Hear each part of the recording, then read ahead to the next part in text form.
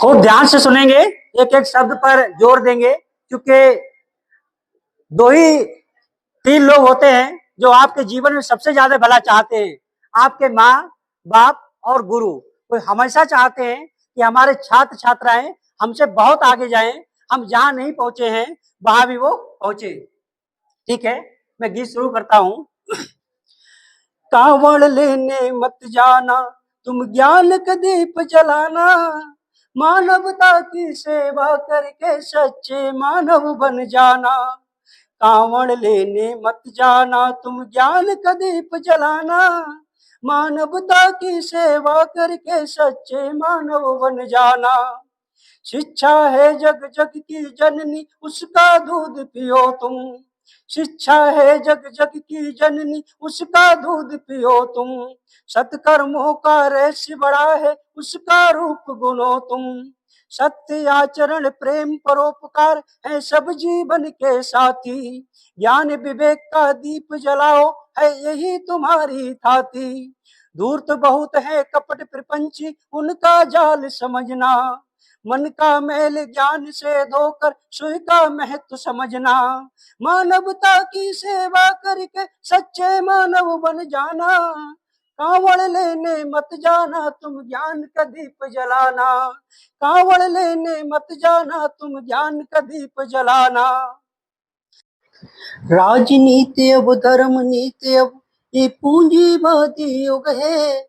जनता की है धर्म अफीम से बोराया जग है। अंधी आस्था मिथ्या आडंबर है, इसको मार भगाना। ज्ञान बोध की ज्योत जगा कर खुद दीपक बन जाना। ध्यान साधना त्याग तपस्या, इन सब से मेल बढ़ाना। शिक्षा है हथियार तुम्हारा, हर जन जन तक पहुंचाना।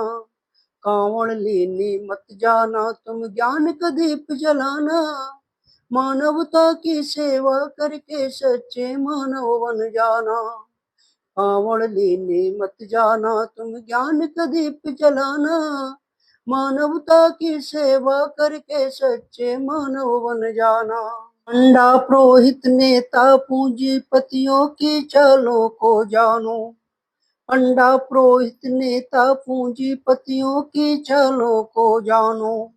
ये सब पलती हैं षड्यंत्रों पर, इसको तुम पहचानो। ईश्वर के मिथ्या सुख किए तुमको राह दिखाते। धर्म संकट है बहुत बड़ा, जन जन तक भ्रम फैलाते। खुद के बच्चे पढ़े विदेशों में, तुम कांवड़ लेने जाओ। घर में जो संचित धन रखा ना, उसको व्यर्थ बहाओ। मत फंसना इनकी बातों में, तुम खुद के दीप जलाना। कांवड़ लेने मत जाना, तुम ज्ञान का दीप जलाना। मानवता की सेवा करके सच्चे मानव बन जाना। कांवड़ लेने मत जाना, तुम ज्ञान का। कांवड़ ढोकर कोई वकील डीएमएसपी नहीं बना है। कांवड़ जल से कोई बनिया हाकिम वैद नहीं बना है। कांवड़ से बुद्धि विवेक का तनिक विकास न होगा। भांग धतूरा गांजा सुल्फा मद से कोई उद्धार न होगा। जाति धर्म का नशा छोड़कर स्वयं कल्याण करो तुम। शिक्षालय पुस्तकालय में पढ़ ज्ञान प्रगाढ़ करो तुम। शिक्षालय पुस्तकालय में पढ़ ज्ञान प्रगाढ़ करो तुम। सत्कर्मों से मानव सेवा कर प्रेम का दीप जलाना। कांवड़ लेने मत जाना, तुम ज्ञान का दीप जलाना। मानवता की सेवा करके सच्चे मानव बन जाना। कांवड़ लेने मत जाना, तुम ज्ञान का दीप जलाना। प्रिय छात्रों छात्राओं, आज तक के इतिहास में मैंने ऐसा कहीं नहीं पढ़ा है किसी भगवान ने किसी की जिंदगी को बदल दिया हो। अगर आपको अपनी जिंदगी को बदलना है, अपनी जिंदगी में उजाला लाना है, तो आपको मेहनत से पढ़ना होगा। आप युवाओं के स्रोत विवेकानंद के जीवन परिचय को जानिए और युवा क्रांतिकारी भगत सिंह को पढ़िए। डॉक्टर भीमराव अंबेडकर साहब ने कहा है कि शिक्षा शेरनी का दूध है, इसे जो पिएगा वह दाढ़ेगा। यदि आप भी अपने जीवन में दाढ़ना चाहते हैं तो आपको शिक्षित होना ही होगा। नेशनल मंडेला ने कहा है कि शिक्षा एक ऐसा हथियार है जिससे पूरी दुनिया को बदला जा सकता है। मैं आप सभी से यही कहता हूं कि आप इस समय अपनी पूरी ऊर्जा अपनी पढ़ाई में लगाइए, खेलों के द्वारा अपना शारीरिक विकास करिए, किसी भी बाहरी बहकावे में मत आइए, किसी भी आडंबर में मत आइए। जय हिंद, जय भारत। राज मंत्री पर सरकार मेहरबान और एक शिक्षक को किया गया परेशान। कांवड़ यात्रा पर सबसे पहले बोल आए थे ओम प्रकाश राजभर। न ही इन पर कोई कार्रवाई हुई, न ही इन पर FIR। तो एक शिक्षक पर क्यों? OP राजकश्यप के ही बोलों को एक टीचर ने गीत के रूप में प्रदर्शन क्या किया, हंगामा मच गया। गरीबों के बच्चे पढ़ लिख न सकें, इस नाते ये स्कीम चलाते हैं कांवड़ यात्रा। कांवड़ यात्रा में आप चलिएगा, मैं दिखा दूंगा 10 साल 12 साल 15 साल के बच्चे जो कांवड़ लेके जाते हैं।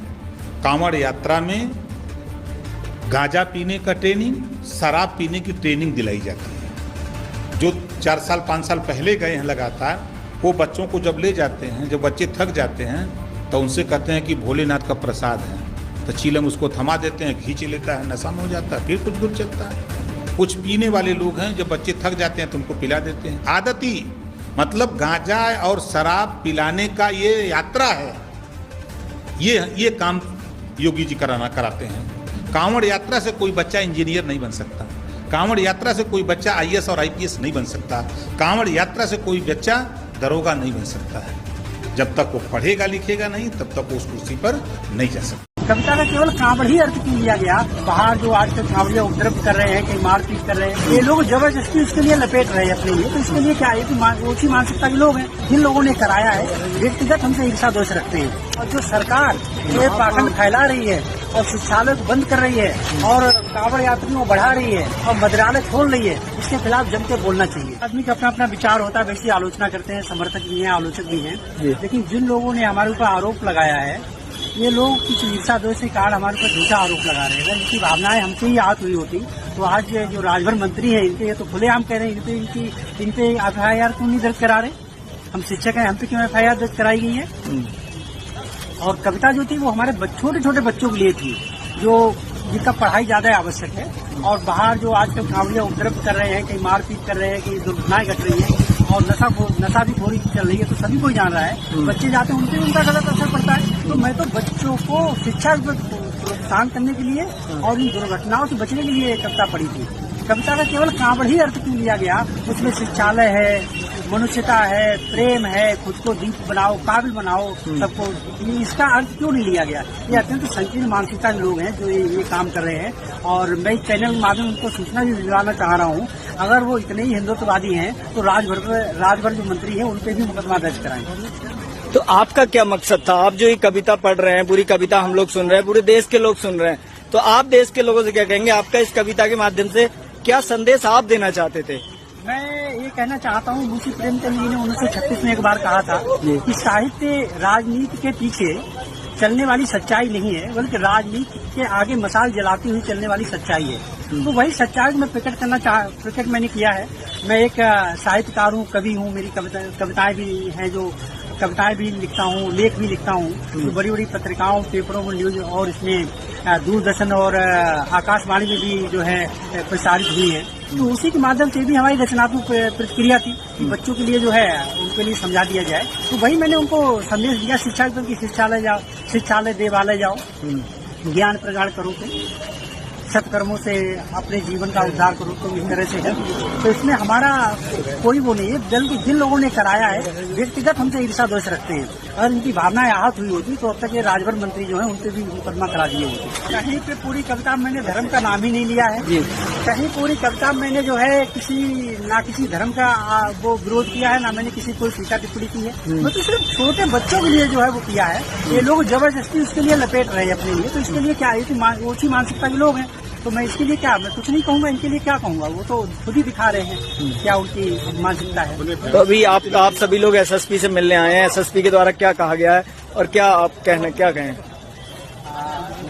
SP साहब ने यही कहा है, ठीक है, इसकी जो है जांच कराई जाएगी और देखेंगे इसको क्या संदेश आप लोगों को देना चाहते हैं? कि देश भर के लोग जानना चाह रहे हैं कि आपने जो बोला है और बड़े बड़े लोग भी आपकी जो वीडियो से ट्वीट कर रहे हैं, तो क्या कहेंगे? मैं यही कहना चाह रहा हूँ कि सारे बुद्धिजीवी वर्ग को जाग जाना चाहिए और जितना भी पाखंड आडंबर जो फैल रहा है इसके खिलाफ जमकर बोलना चाहिए। और जो सरकार जो ये पाखंड फैला रही है और शिक्षालय को बंद कर रही है और कांवड़ यात्रियों को बढ़ा रही है, ठीक है, और मदिरालय खोल रही है, इसके खिलाफ जमकर बोलना चाहिए। आप जो ये पाबंदी लगा रही है, जो शिक्षक वर्ग जहाँ जहाँ बोल रहे हैं सब पे FIR हुई है, कोई भी छोड़ा नहीं है। ये जो इनकी फांसीवादी मानसिकता है इसका इस जनता को डट के जवाब देना चाहिए, खुल के आना चाहिए अच्छे लोगों के लिए। तो अभी स्कूल भी बंद किए जा रहे हैं कि आप उस मुद्दे के ऊपर और इशारा कर रहे हैं? हाँ, कर रहा हूँ।